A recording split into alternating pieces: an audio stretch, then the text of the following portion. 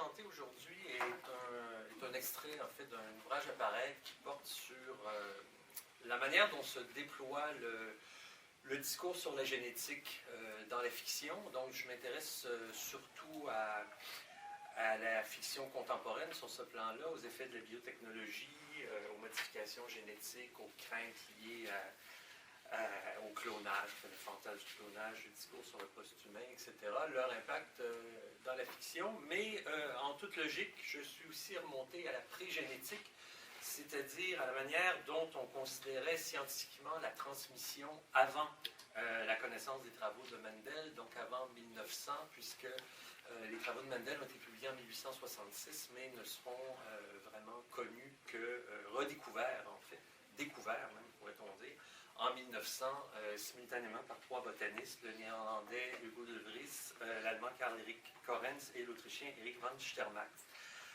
Alors, ça signifie donc s'intéresser aux lois de l'hérédité à travers les théories autour de la dégénérescence et de l'eugénisme, ce qui m'a permis d'ailleurs de découvrir des effets de résonance assez intéressants entre le discours sur ces questions-là du 19e siècle et aujourd'hui.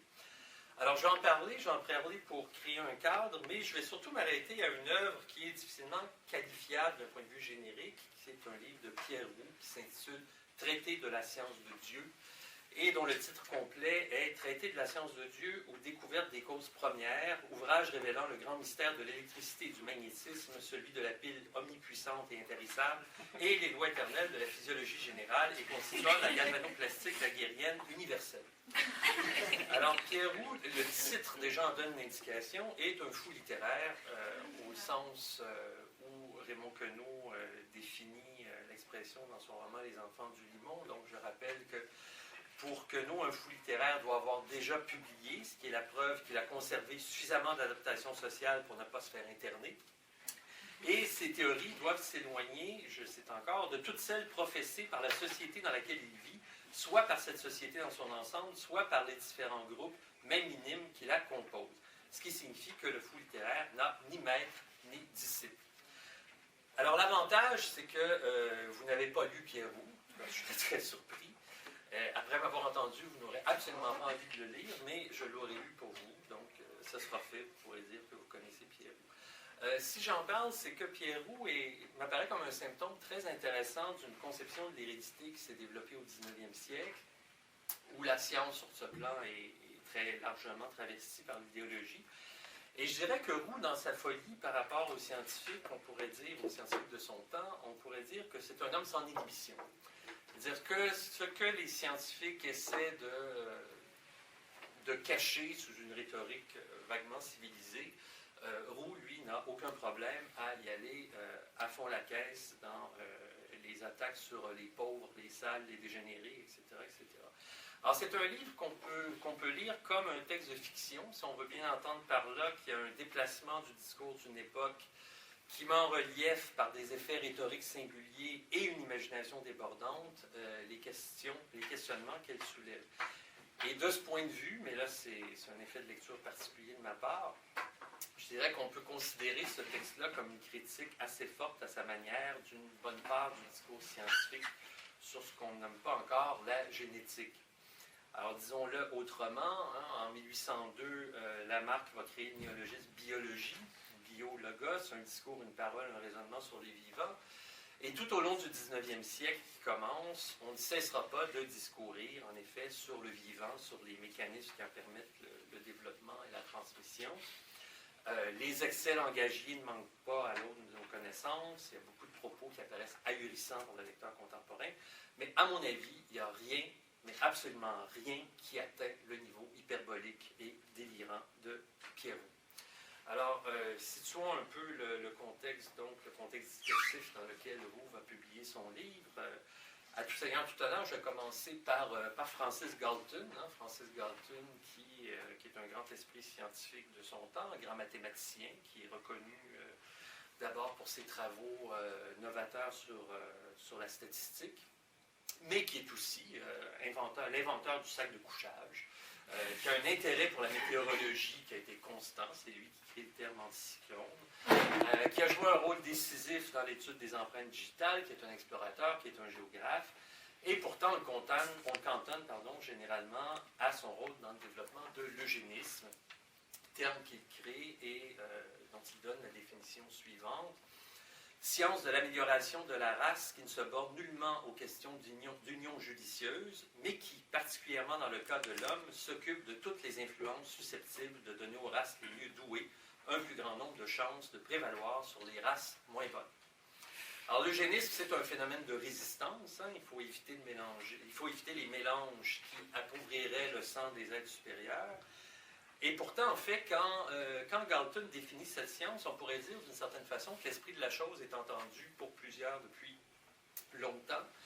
Les concepts de dégénérescence, de race, d'hérédité fondent largement le discours eugéniste. Il faut sauver la race, il faut permettre à l'espèce de s'améliorer en s'appuyant sur le modèle idéal qui est, comme chacun le sait, un homme blanc, hétérosexuel, riche et de préférence barbu, parce qu'il est davantage à l'image de Dieu de cette façon-là. Donc, depuis des décennies déjà, on cherche à contrecarrer la dégénérescence en cours. Je rappelle deux dates donc, qui précèdent d'un quart de siècle jusqu'à 30 ans la définition que Galton a donnée de l'eugénisme.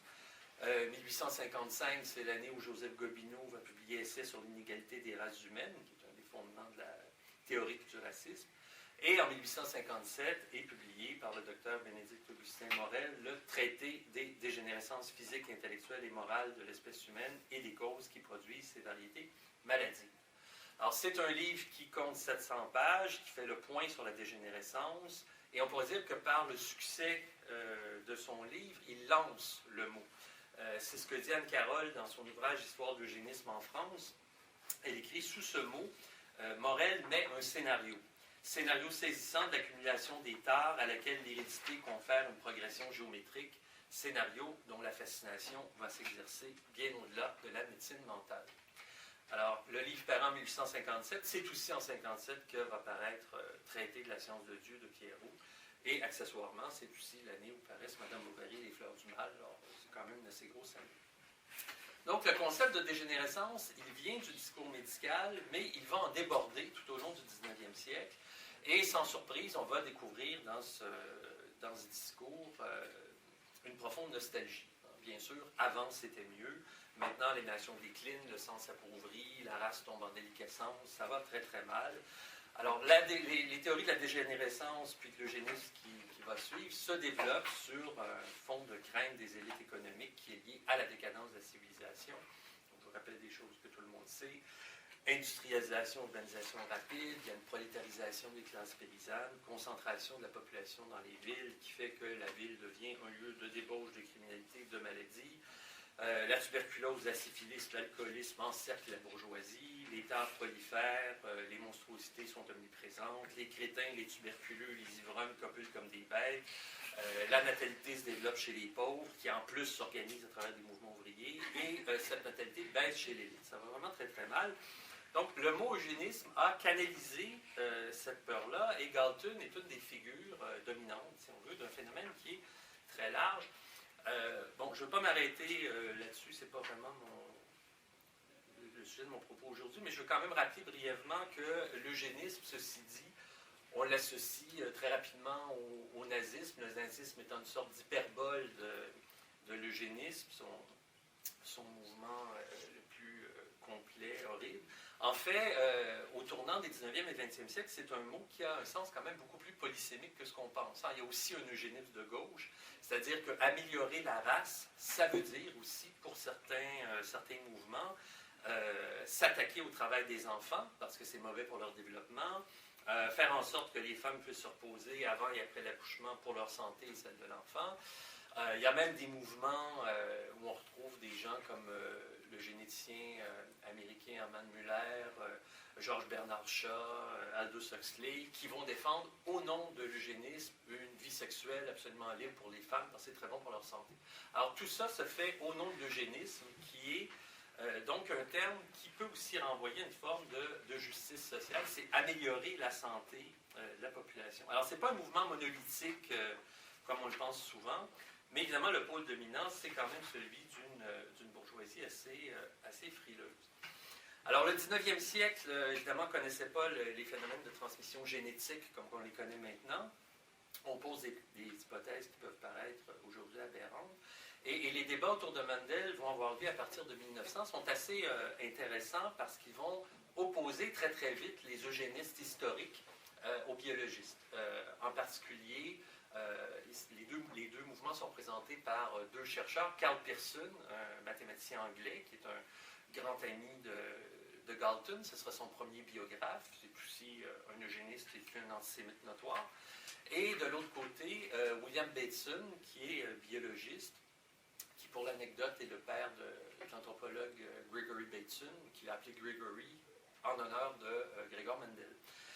Donc Bateson défend les théories de Mendel, et les eugénistes vont s'opposer de façon assez importante aux théories de Mendel. Et c'est vrai qu'on pourrait dire que les lois de Mendel vont un peu à l'encontre de l'eugénisme. Pourquoi? Je vais reprendre quelques définitions de base, de façon très très schématique. Le génome, c'est l'ensemble des gènes portés par le chromosome d'une espèce. Un gène, c'est une partie d'un chromosome qui forme une unité d'information génétique. Et on parle souvent de gènes dominants et de gènes récessifs, mais en fait, il faudrait plutôt parler d'allèles dominants ou récessifs, puisque les allèles sont différentes versions, différentes formes possibles de même gène. Et quand on parle d'un gène dominant, en fait, on veut dire qu'un allèle domine et dit aux autres de se terrer pour leur laisser la place. Alors, se terrer, ça ne veut pas dire disparaître, ça veut dire ne pas s'activer, attendez votre tour. Donc, pour prendre un exemple, l'exemple classique par excellence, la couleur des yeux, c'est connu que le gène des yeux bruns, est dominant par rapport au gène, plutôt à l'allèle des yeux bleus. Donc, si un homme et une femme, un des deux a les yeux bruns, l'autre a les yeux bleus, font un enfant ensemble, il y a de très fortes chances que l'enfant va avoir les yeux bruns. Et si cet enfant, une génération plus tard, qui a les yeux bruns, fait avec une personne qui a les yeux bruns un enfant, il y a des bonnes chances qu'il ait les yeux bruns. Et si cet enfant qui a les yeux bruns fait un enfant avec une personne qui a les yeux bruns, il y a des fortes chances il y a des possibilités que l'enfant ait les yeux bleus parce que le gène récessif va réapparaître. Évidemment, ce qui est vrai pour la couleur des yeux, par exemple, est vrai pour toutes les maladies, toutes les formes de maladies génétiques. Alors évidemment, c'est une implication par rapport à l'eugénisme, puisque j'en donnerai des exemples assez troublants ou comiques, c'est une question de point de vue tantôt. Dans les cas les plus extrêmes, les eugénistes voulaient qu'on se débarrasse de ceux qui pouvaient nuire au développement de la race. Donc les débiles, les handicapés, les asociaux en tout genre, ça pouvait être assez large. Alors dans des cas, il s'agissait, on pouvait aller jusqu'à dire tuons-les, on va se débarrasser de tous ces gens inutiles. Dans des cas un peu moins extrêmes, ceux qui étaient très gentils disaient on pourrait se contenter de les stériliser pour éliminer de la race les maillons faibles. Mais à partir du moment où on connaît le principe du gène récessif, la proposition apparaît tout à fait obsolète parce qu'un gène récessif peut réapparaître chez une personne qui est en apparence tout à fait saine. Et la conséquence ubuesque, c'est pour assurer la perfection de la race, il faudrait stériliser tout le monde. Donc, il me semble qu'à partir du moment où les théories de Mendel et le principe de la génétique est connu, l'eugénisme qui pouvait être perçu à la fin du 19e siècle comme une science, même si elle était très marquée par l'idéologie, devient purement idéologique. Et d'ailleurs, Galton, à la fin du 19e siècle, donc au moment où on ne connaît pas encore la génétique, Galton, qui n'est pas un imbécile, considère pourtant que les qualités physiques et intellectuelles sont héréditaires. Donc, comme la plupart des Européens de sa classe sociale étaient ou bien racistes ou bien, en tout cas, très, très paternalistes, mais enfin, Galton, ce n'est pas Joseph Gobineau, je veux dire, le racisme n'est pas au centre de sa doctrine, mais par contre, ce qui est plus pervers, c'est que pour Galton et pour la plupart des eugénistes historiques, les classes sociales possèdent des qualités qui leur sont propres, qui sont transmises de manière héréditaire. Alors, les différences de classe s'expliquent biologiquement. Et Galton accorde une importance si ténue au milieu que, en fait, c'est quasi nul. Et comme l'écrit Jean-Pierre Thomas dans son livre sur l'eugénisme, en fait, la caractéristique majeure de l'eugénisme est moins d'affirmer que les Noirs ou les Jaunes appartiennent à des races inférieures et sont dignes d'être colonisés par les Blancs, que de traduire en termes biologiques les conflits sociaux pour les dénier. Penser les classes en termes de race, ramener les problèmes sociaux à des problèmes biologiques, Telle est bien la démarche initiale sur laquelle se construit l'eugénisme. Il faut rappeler qu'il y a quelques décennies à peine, la stérilisation systématique pour des membres de la population qu'on considérait mentalement instables ou handicapés était souvent considérée comme une idée pleine de sagesse par une grande partie des élites progressistes en matière sociale. Le cas de la Suède est particulièrement intéressant. Vous savez que c'est ressorti une douzaine d'années. D'ailleurs, l'étude complète sur le sujet qui est ressortie, c'est une recherche qui a été faite par un Polonais, non pas par un Suédois, où on apprenait qu'au moment où la Suède passait des lois sur des régimes sociaux, des lois sociales tout à fait progressives, ces mêmes années, il y avait des records de stérilisation. Et on stérilisait, parmi les exemples spectaculaires que j'ai vus, cette adolescente qu'on considérait comme plus ou moins débile parce qu'elle n'était pas capable de lire ce qui était écrit au tableau. Et après l'avoir stérilisée, on s'est rendu compte qu'en fait, elle avait juste besoin de lunettes. Des cas comme ça, dans les années 20 et les années 30, il y en a des masses en Suède et un peu partout en Occident. Alors, les membres des classes et des races inférieures rappelaient le bétail étaient pensés comme tel, et je vous cite un livre quand même assez célèbre de Charles Richet qui s'intitule « La sélection humaine », écrit en 1912, mais Richet sévit déjà depuis plusieurs décennies. Alors, je vous cite un extrait. « De même que l'homme a pu perfectionner des espèces animales, de même il pourra, s'il veut s'en donner la peine, perfectionner sa propre espèce. Lorsqu'il s'agira de la race jaune et à plus forte raison de la race noire, pour conserver et surtout pour augmenter notre puissance mentale, il faudra pratiquer non plus la sélection individuelle comme avec nos frères les Blancs, mais la sélection spécifique en écartant tout mélange avec les races inférieures. Après l'élimination des races inférieures, le premier pas dans la voie de la sélection, c'est l'élimination des anormaux. La sélection ne sera efficace que si elle est sévère, et la sévérité, c'est l'élimination des mauvais.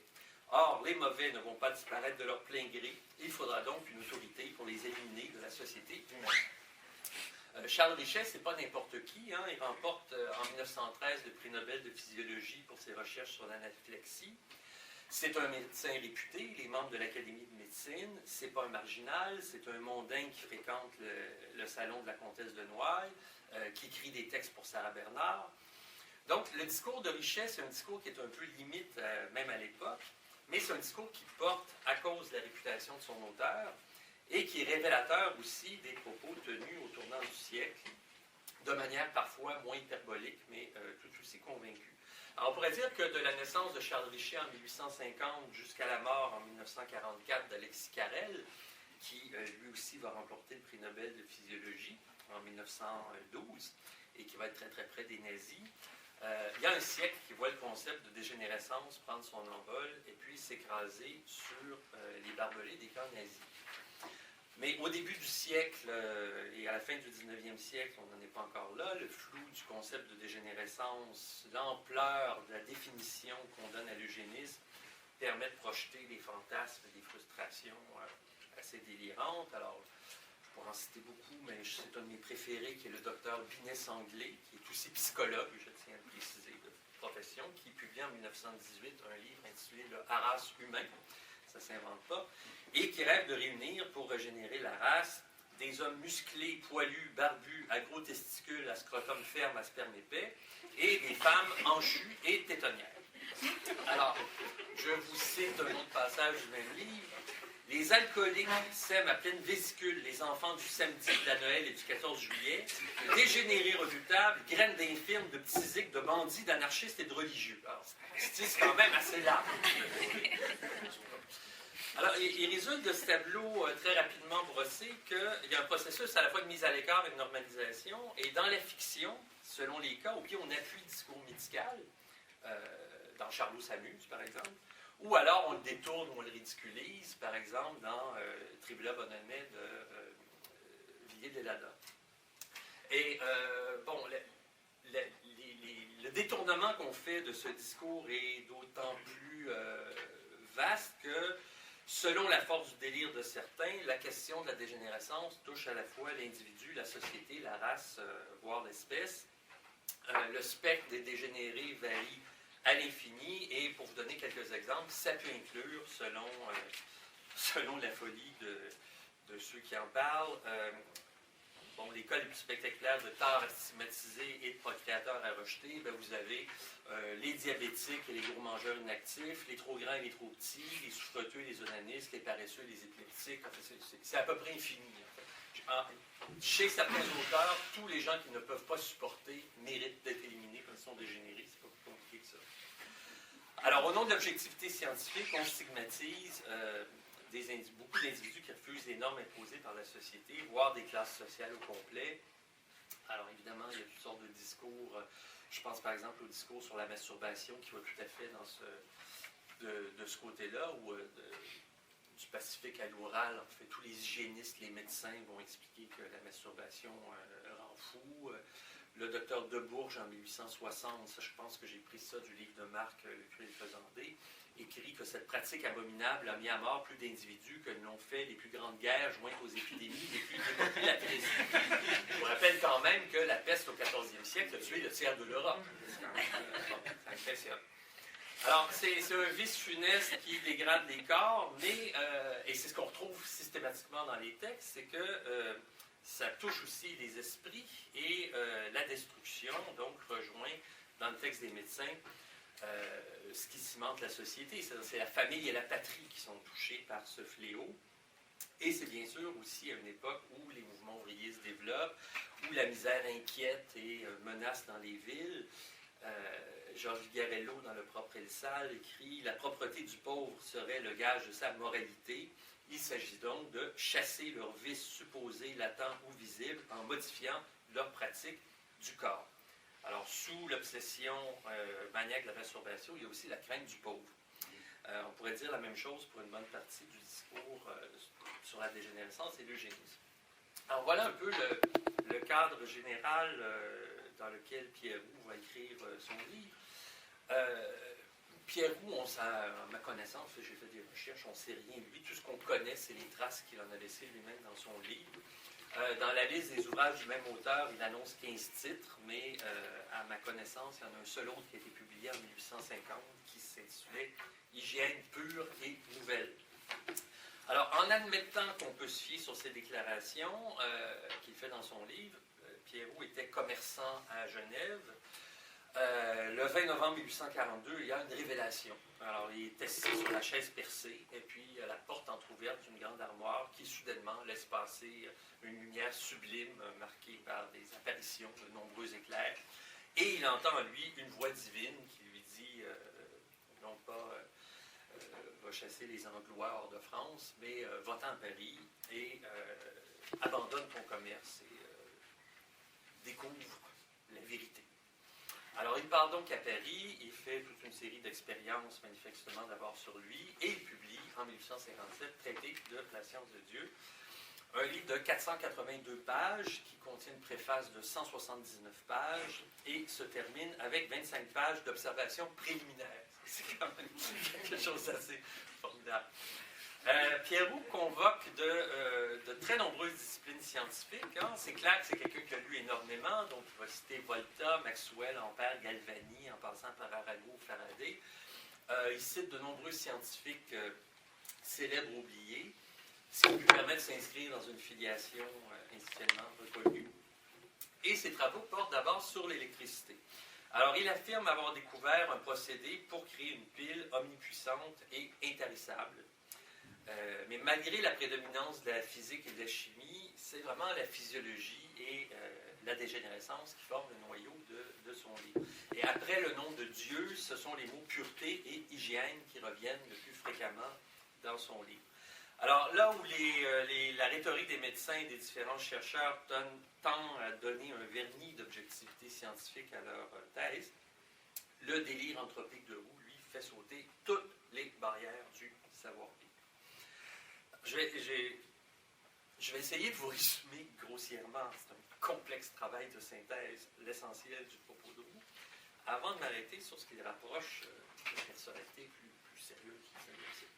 Alors donc, il initie le lecteur à l'électricité, mais pour opposer, de manière sans cesse réitérée, le bien et le mal. Donc, l'électricité, c'est présent partout dans l'univers, mais on le sait, il y a un pôle positif et un pôle négatif. Et à ces pôles positifs et négatifs correspondent les forces du bien les 3 agents du royaume du ciel, et les forces du mal, les 3 agents de l'enfer. Alors, dans le coin, je ne sais pas s'il faut dire dans ce cas-là, le coin gauche, le coin droit, en tout cas, les 3 agents du bien, eh bien, face à la grâce de Dieu ou électricité pure, à la semence de Dieu ou pollen de l'arbre de vie, et à l'éther ou air primordial, face à ça, vous avez les 3 agents du mal, c'est-à-dire esprit du diable ou électricité impure, magnétisme ou agent morbifique, ou semence du diable, et atmosphère ou sueur des astres. Alors, Roux dit qu'il faut défendre le fleuve de l'agent sublime, ou semence de Dieu, ou hydrogène céleste, ce qui est tout un, qui circule dans l'éther et qui est le courant perpétuel de la gloire et de la puissance de Dieu, ou de la pile puissante, omnipuissante et intarissable. Il faut canaliser la substantifique semence de Dieu grâce à la puissance de cette pile qui va assurer la moralité et la pureté de l'être humain, car le corps est enveloppé d'une puissance électrique par où doit passer le courant de cette pile, et évidemment, si c'est bien agencé, ce sont les forces du bien qui vont se retrouver sur les êtres. Alors, ça vous fait peut-être penser à Mesmer et à son fluide magnétique. Eh bien, Roux aussi, vous en faites pas.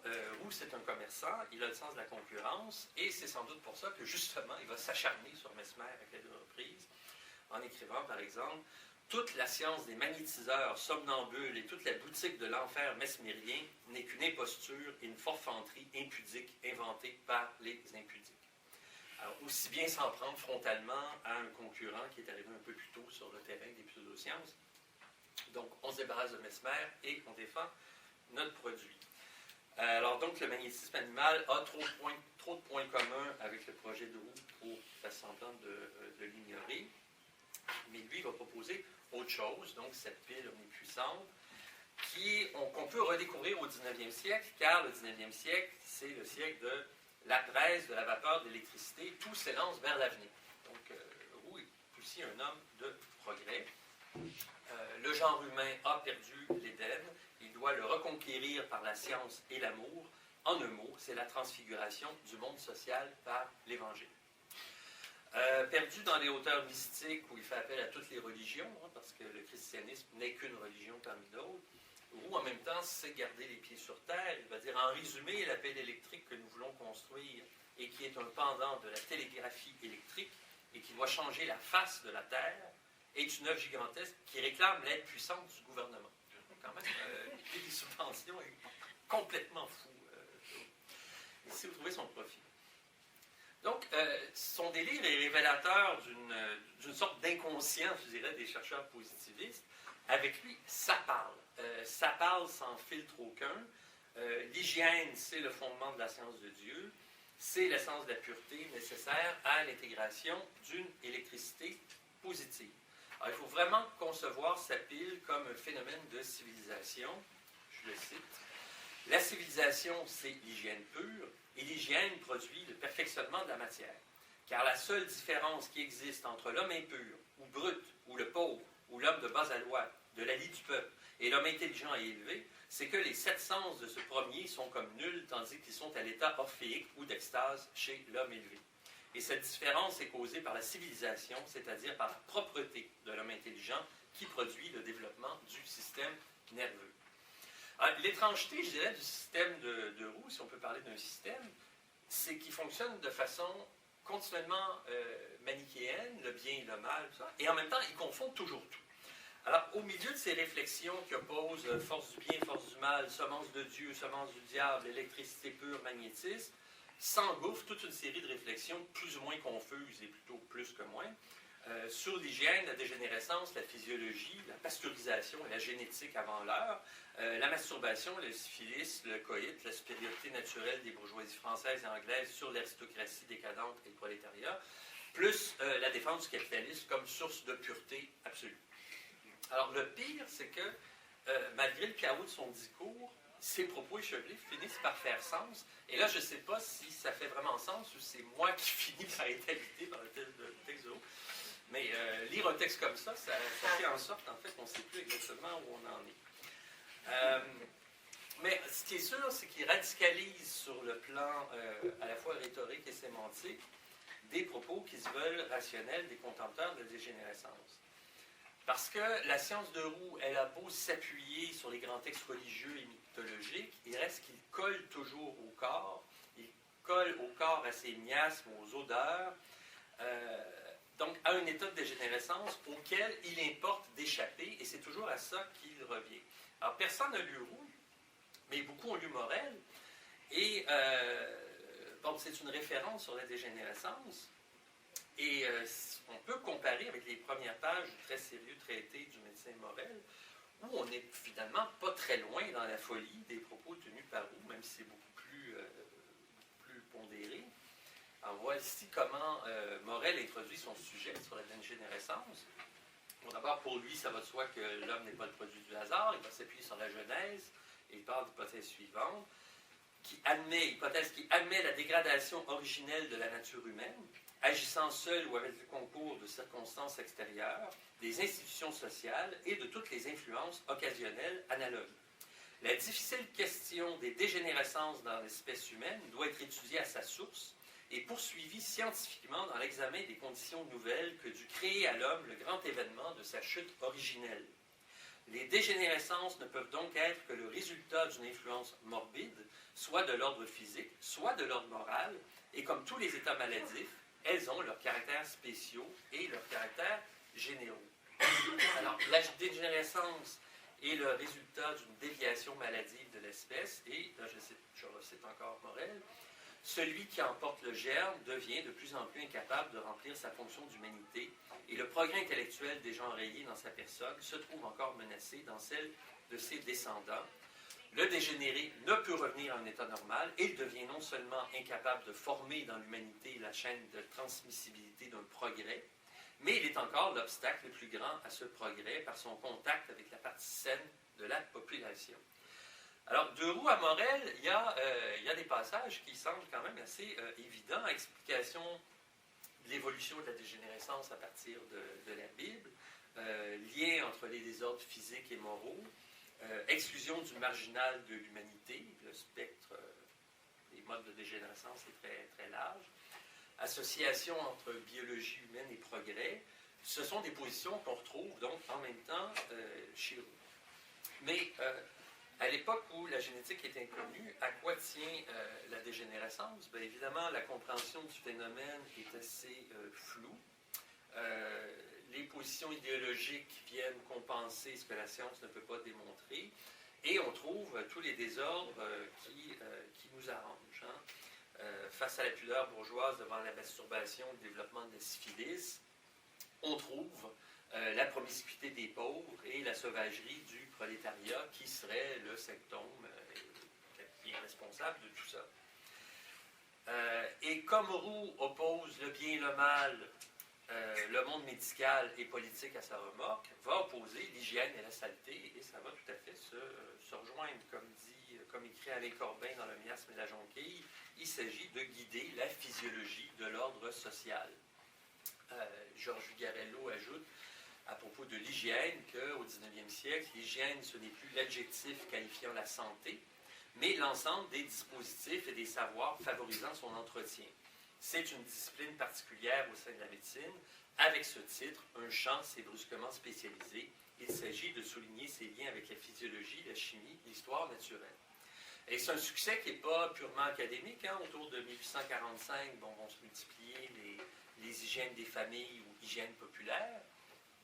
Alexandre Debé publie en 1848 une hygiène et physiologie du mariage qui en 1888 aura été réédité une centaine de fois.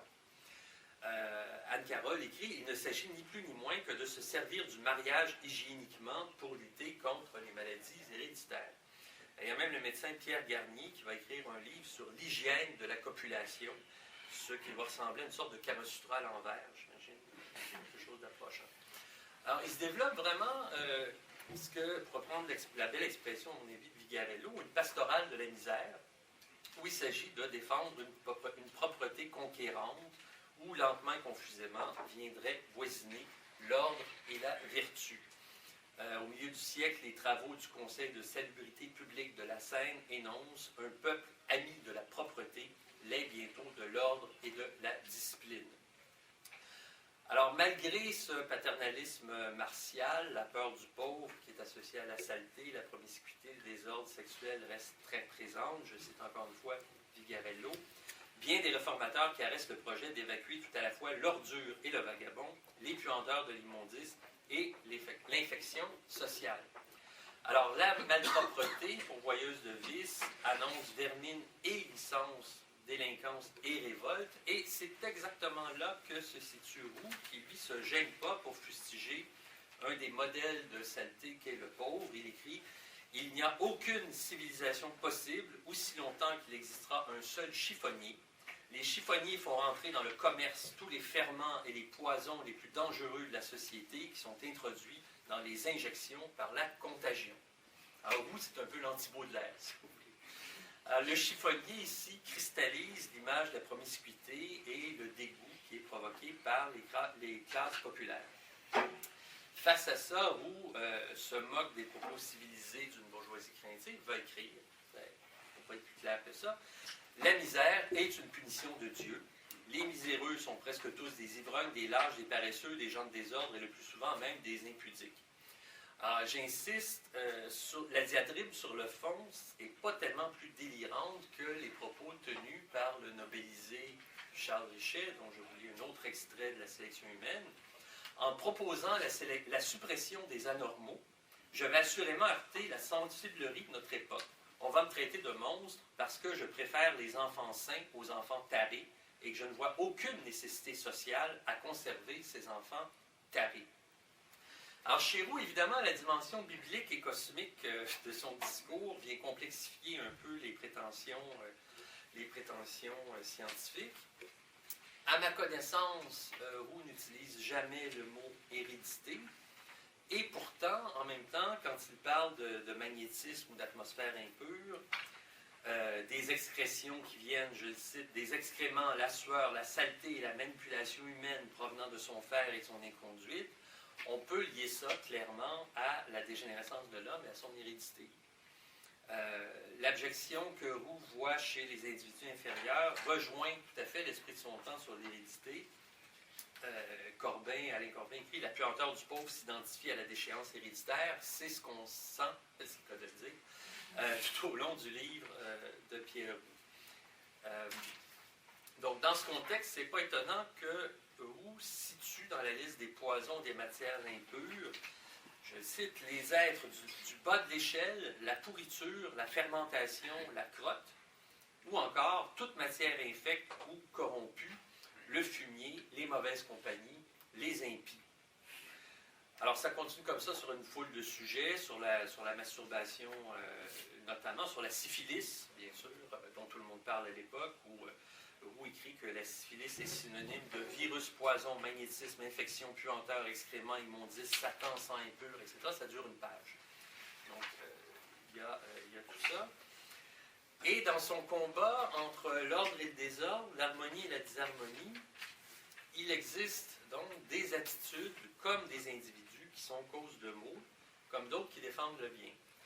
Alors, si par exemple, il écrira que l'innervation par éjaculation excessive, parce que quand il s'attaque à la masturbation, échappe aux lois de l'harmonie, échappe aussi aux lois de l'harmonie, attention, l'attraction ou la désorganisation ou la fornication ou le mélange de pur avec l'impur, ou le communisme, ou le socialisme, ou l'association, ou les sectes, ou la congrégation, ou la confrérie, l'intempérance ou l'activité, la fermentation, la démolition des compositions, le manger impur, le vêtement impur, l'habitation malsaine, l'air enfermé, la veille, le travail mal combiné, la prostration des formes. On a quand même fait un peu le tour de la question. Et en même temps, si on le suit, si on essaie de suivre son discours, il y a quand même une cohérence assez grande dans ce tableau du désordre que je viens de vous donner. Bon, la syphilis, c'est la cause de la fornication. L'intempérance conduit au travail bâclé et à la paresse, en plus de produire la dégénérescence chez les individus et chez leur descendance. Évidemment, les habitations malsaines, l'air enfermé, c'est lié à l'exécuté et à la promiscuité. Ça peut déclencher des maladies qui se propagent. Bon, les communistes, les socialistes, les fomenteurs de désordre, les attaques contre eux relèvent évidemment d'une volonté de ne pas voir le pur et l'impur se confondre. Le corps ouvrier, que ce soit au sens individuel ou au sens de classe, ne doit pas se mêler au corps bourgeois. Donc les frontières entre les classes relèvent autant de l'hérédité et de la biologie que les frontières entre les races. Tout ça est finalement assez cohérent dans son propre discours et assez cohérent avec le discours de son temps. Galton, encore une fois, va entériner à sa manière supposément scientifique avec l'eugénisme ce que la bourgeoisie, en réalité, croit d'instinct. Et en bon commerçant bourgeois, Roux adopte sans résistance aucune cette attitude. Et il va aussi dissocier l'Européen des sauvages, hein, ça passe une fois de plus par le corps. Il va écrire la grosseur du membre viril est proportionnelle à l'impureté de l'être.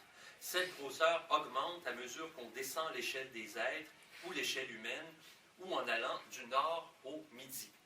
Alors l'échelle humaine, ça descend du nord au midi, ça correspond à un certain consensus qui attribue, depuis les thèses de Joseph Gobineau, la supériorité aux races nordiques. Et il ajoutera dans le même passage que la syphilis, elle, couvre la peau d'ordures, d'impuretés et de monstruosités chez les peuples méridionaux et même en Italie, tandis qu'on n'en voit pas trace en Angleterre. Toujours, Roux revient sur le fait qu'il faut éviter le contact entre pur et impur, entre propre et sale, entre les odeurs immondes s'éloigner des odeurs immondes qui transportent les maladies et être du côté de l'hygiène. Et de manière très prévisible, finalement, ce publiciste qui écrit un livre pour vendre son invention, disons de façon assez malhabile quand même, voit l'harmonie s'exprimer à travers la bourgeoisie et le capitalisme en plein développement. Alors il écrit « Rien sur cette terre ne ressemble mieux au royaume du ciel qu'un commerce ou une fabrique ou une industrie bien menée. L'ordre, l'harmonie, la propreté, la pureté, l'honnêteté, le bon ton, la prudence, le service, la confiance, la loyauté et l'assiduité y sont les guides. En un mot, l'hygiène. » Et ça me rappelait ce que Walter Benjamin citait dans son Baudelaire sur les physiologies, sur les physiologistes. Et il citait la physiologie de l'industrie française d'un certain Foucault. Ça va comme suit. Vous allez voir, c'est très près de ce que je viens de dire. Le repos de la rente pour le travailleur est écrasant. Le ciel a beau être sans nuages, la maison qu'il habite verdoyante. On parle des ouvriers au 19e siècle, à fait. Le ciel a beau être sans nuages, la maison qu'il habite verdoyante, embaumée par les fleurs et égayée par les chants des oiseaux. Son esprit inactif est insensible au charme de la solitude. Si, par hasard, son oreille surprend quelques bruits aigus partis d'une manufacture éloignée, ou même le clapotement monotone du moulin d'une usine, aussitôt son front s'éclaircit. Il n'entend plus le chant mélodieux des oiseaux, il ne sent plus le parfum exquis des fleurs, la fumée épaisse qui s'échappe de la haute cheminée d'usine, le bruit retentissant que l'enclume lui renvoie, le font tressaillir de joie en lui rappelant les beaux jours du travail, sollicité par l'inspiration du cerveau. Et Benjamin ajoute, l'entrepreneur qui lisait cette description allait peut-être dormir avec plus de sérénité que d'habitude. Alors donc, je conclus. Au 19e siècle, en médecine, de Claude Bernard à Charcot, on cherche à délimiter le plus possible ce qui sépare science et pseudoscience. Sous l'impulsion de chercheurs comme Pasteur et Bernard, il y a un développement de la médecine de laboratoire qui joue en ce sens un rôle important. Évidemment, une grande partie des réflexions sur la dégénérescence et l'eugénisme se déroulent en même temps, avec un discours qui est en grande partie plus idéologique que scientifique. Mais l'intérêt de Roux, c'est, à la différence de ses contemporains, je dirais que c'est qu'il amalgame sans vergogne tous les discours scientifiques de son époque autour de la dégénérescence et de l'hygiène, et rend aussi explicite et spectaculaire la haine et le mépris souvent larvés chez bien des scientifiques de son temps envers les classes populaires. Mais si on relit Richer, Aubinet, Sanglé ou d'autres, on s'aperçoit que la différence n'est pas très grande. Chez Roux, la dégénérescence, les tares héréditaires, la saleté, la puanteur qui encouragent le développement des pathologies sociales se mêlent sciemment, continuellement, à la morale, à la religion, à la haine du prolétariat et à une défense acharnée du capitalisme, en particulier du commerce. Faire de lance de l'hygiène pure, puisque le commerce pousse, je cite, à une conduite pure, par la purgation, par une alimentation pure, par toute pureté et propreté, et par une grande persévérance. Alors, ce sont donc les traces d'une humanité. Il y aura une humanité à bannir, une humanité à sauver. Une humanité, en tout cas, dont le mélange serait exclu. Une humanité qui serait cadrée, qui serait expliquée, dont les traces seraient lues comme un symptôme. Voici ce qui, chez l'humain, est bien, voici ce qui est mal. Et à sa manière, où traverse les disciplines de son époque, les embrasse pour porter un diagnostic qui est sans appel, mais heureusement, personne ne l'écoute. Mais Pierroux est, en tout cas, bel et bien un fou littéraire. En effet, personne ne l'écoute. Il n'a ni disciple ni maître. Mais j'espère avoir réussi à vous montrer que ça ne signifie pas pour autant qu'il n'est pas quand même un homme de son temps.